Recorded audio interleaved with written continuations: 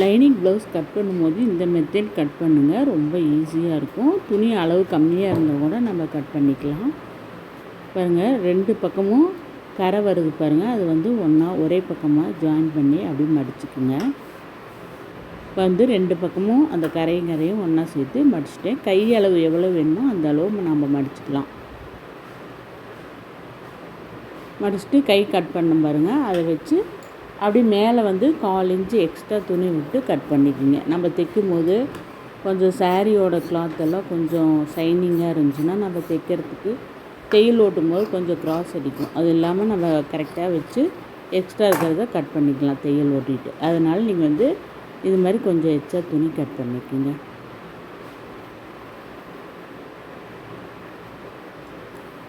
இப்போ கீழே வந்து கரை பக்கம் கை கட் பண்ணிட்டோமா, இந்த மேல் பக்கம் மடிப்பு வருது பாருங்கள், அதில் வந்து பேக் சைடு பின்பாகம் கட் பண்ணியிருக்கோம் பாருங்கள், அதை அப்படியே வச்சு அப்படி கட் பண்ணிக்கலாம். இந்த மெத்தட் நீங்கள் துணி கட் பண்ணால் நம்ம சாரியோட கிளாத்து 65 பாயிண்ட் 70 பாயிண்ட் இருந்தால் கூட ஈஸியாக நம்ம கட் பண்ணிக்கலாம்.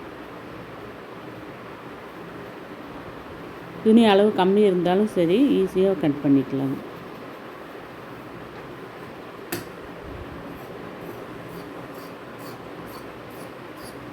இது எல்லாமே சைடு வந்து ஒரு 1/4 இன்ச்சு எக்ஸ்ட்ரா விட்டு கட் பண்ணிவிடுங்க. கட் பண்ணுற துணி எல்லாமே அப்படி ஒரே ஜாயிண்டாக ஈவனாக வர மாதிரி கட் பண்ணிக்கிங்க. அப்போ தான் நம்ம அந்த கொக்கி பட்டி பட்டிக்கு இதெல்லாம் கட் பண்ணுறதுக்கு கரெக்டாக இருக்கும். தனித்தனியாக கட் பண்ணி போட்டோம்னா அதுக்கெல்லாம் துணி பத்தாது. அதனால் ரன்னிங் அப்படியே தேவையானது மட்டும் கட் பண்ணி அப்படியே அந்த துணியோடைய ஜாயிண்டாக அப்படியே வச்சுக்கணும். இப்போ பேக் கட் பண்ணனையும் அப்படியே அந்த துணியை திருப்பி விட்டு சமமாக இருக்குது பாருங்கள், அந்த பக்கம் ஃப்ரண்ட் கட் பண்ணிக்கலாம். இது காட்டன் கிளாத்னால நல்லா பெருசாக துணி இருக்குங்க, 70 பாயிண்ட்டுக்கு மேலே இருந்துச்சு.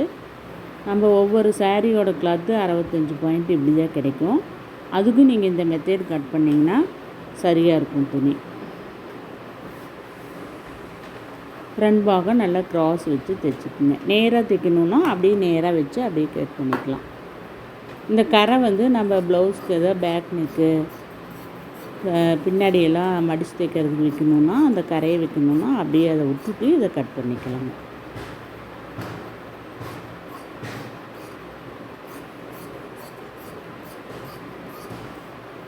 பிகினர்ஸ் கூட லைனிங் கிளாத்தெல்லாம் தைக்கிறதுக்கு கொஞ்சம் பயந்துக்குவாங்க.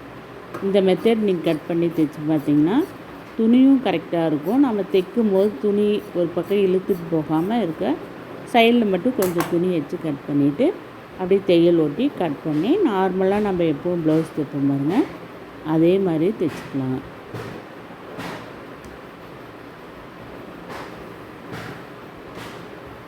சூப்பராக ப்ளவுஸ் கட் பண்ணியாச்சு. நீங்களும் இந்த வீடியோ பார்த்து ப்ளவுஸ் கட் பண்ணி கற்றுக்குங்க. Okay, thank you.